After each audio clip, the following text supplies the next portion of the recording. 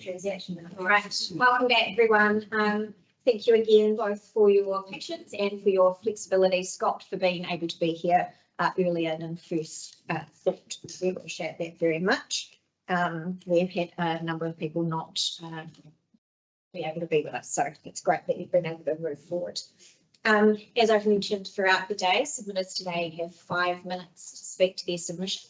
You can take your written submission as read and use your time to add further detail or context to your submission. Amy here will give you a wave at 1:04 just to give you an indication that your time is coming to an end. You do have 5 minutes, but we do encourage you perhaps to speak to 4. It gives us a chance to ask questions and clarification at the end. But ultimately, how you use your time is entirely up to you. Councillors, Scott's submission is 2392, online pack 7, page 2439, speakers pack 103. Scott, your time starts when you're ready. Kia ora koutou, and thank you for the opportunity to speak to the Bylaw today. Firstly, I thought I would start by acknowledging both staff and Ngāti Hiniwaka. This process has brought out, I think, unacceptable racism from all parts of the country, and the impact of this on staff and the hapu should be considered.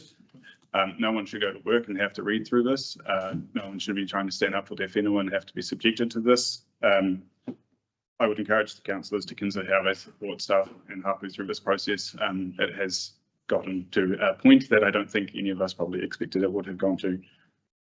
So I live in this district and out towards Longbush. I'm one of your northernmost ratepayers, I'd say. I work professionally as a consultant in local government with a specific focus on understanding and upholding Te Tiriti o Waitangi in councils. Earlier in my local government career, I led a strategic planning team with responsibility for bylaw review and development, so I've got plenty of experience with what you're dealing with today. I would say, though, I've never seen 3,500 submissions show up like this. Even things like long-term plans didn't used to do this, so this is a full-on volume, and I acknowledge the challenge in dealing with that, and the challenge in dealing with the noise that comes with that as well. I guess the first point I wanted to make was that from my perspective, councils often lose sight of the role they have historically played in the alienation of Māori whenua and the damage to environments and cultural values of iwi and hapu. This has been severe across the country and it has been severe in the Wairarapa. I think it's important that where possible, councils can then take the opportunity to support whānau land holdings, including protection of historic sites, cultural values, mahinga kai, and important natural ecosystems. Collectively owned Māori land is often taken advantage of by the wider community, and because of its isolation and poor access, it is a challenge yet an important responsibility for whānau to look after this on behalf of the wider hapu. This bylaw seems an appropriate step by council using one of the tools that you have here to support whānau, particularly as the poor use arises from council land going on to the whānau land. You have a tool in the toolbox, and I think you should proceed with using it as you proposed. My understanding is that the damage is not being caused by a small or isolated group. It is a larger number, significant numbers of vehicles and potentially organised clubs as well. So a lot of the representation of this issue is, it's just a couple of us ruining it for the rest of us. It's not just a couple, and I think the damage to the ecosystem shows that. And yes, that does mean that one part of the community has ruined it for the rest of the community and the more responsible users. But I see this bylaw as a proportionate consequence for the wider community allowing this kind of behaviour over years. Some people have a huge sense of entitlement to how they treat the environment, to how they treat private land, and that's not something that we should be enabling or protecting. I think communities need to take some responsibility and stop looking the other way when this kind of damage is taking place, and not complain about the fact that it gets to this point. Otherwise, we need to accept that these special places end up closed off because there's very little that can otherwise be done. I think the 3 years for the bylaw to be in place prior to review is not very long for the community to wait, but the impact on giving the whenua this time to recover can be huge. Planting, growth and rejuvenation of the ecosystems in this time will have a massive impact on the overall well-being of this whenua and hopefully turn the tide of destruction that we've seen in the past decades. And then my last thought is just very much a side note, but speaking, I guess, to kind of long-term local government experience. I think generally there's a need for councils to be wary about historical paper roads and where they are. They're public assets with guaranteed public access, unless you're limiting them in the way that you're proposing to in the bylaw. And this means that council carries the liability when the asset is in poor shape or for things like structures that may be built on the land. One of the councils I've previously worked with has found themselves with tens of millions of dollars of roadworks budget that they're needing to spend over kind of the coming decade, because they've turned a blind eye and enabled private users to establish infrastructure like badly built homemade bridges and culverts on paper roads, creating access ways to properties that the council now must maintain.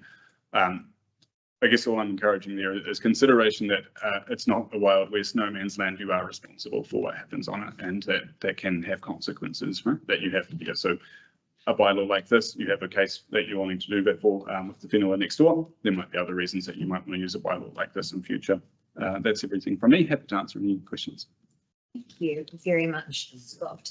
We have 30 seconds for a last question. So, Councillor Hull. Yeah, no, thanks very much, Scott. And with your experience, do you think that the bylaw is the correct tool in this particular instance to be able to manage going forward? I don't think you have many tools. I think this is a tool that is available. Local government finds it itself, I think,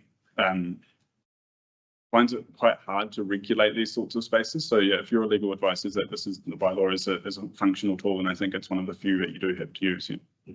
Thanks, Scott. And one quick question, Councillor. Really fast. Okay.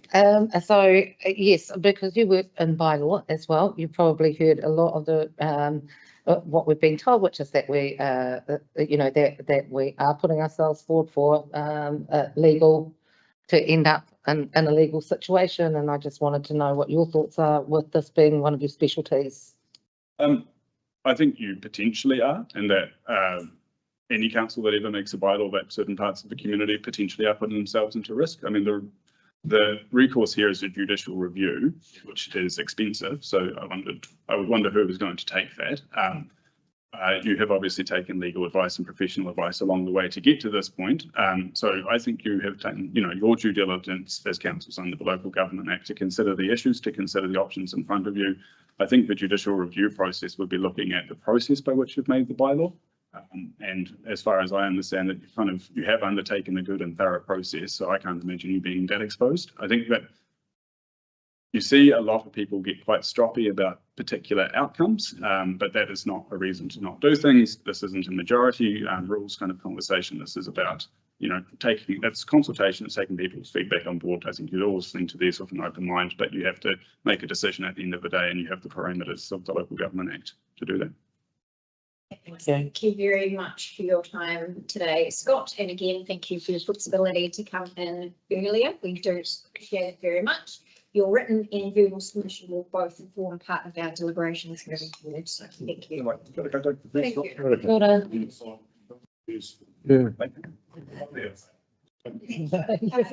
Councillors, we do have one submitter for was unable to move forward out of the 330 block due to work. So I am again going to the queue, and we will reconvene just prior to beauty. Now, my understanding is that we do just have one submitter from that 330 block left to submit. So I imagine that we will hear that submission and then we will end for today soon after. What's their name? Who was this? That is Patrick Morgan, and Patrick will be joining us via Teams. Gary Hall did tell me the other day that he was definitely coming to swim. Oh, Has he been in touch with you at all? Do you his number? I tried calling earlier. I've got his number. I've got his number. If you want to call me. Yes. Definitely gonna. I didn't get him. so we. Is for that now- the 331? Yeah, so for now we are adjourned until 3:30 though, so thank you.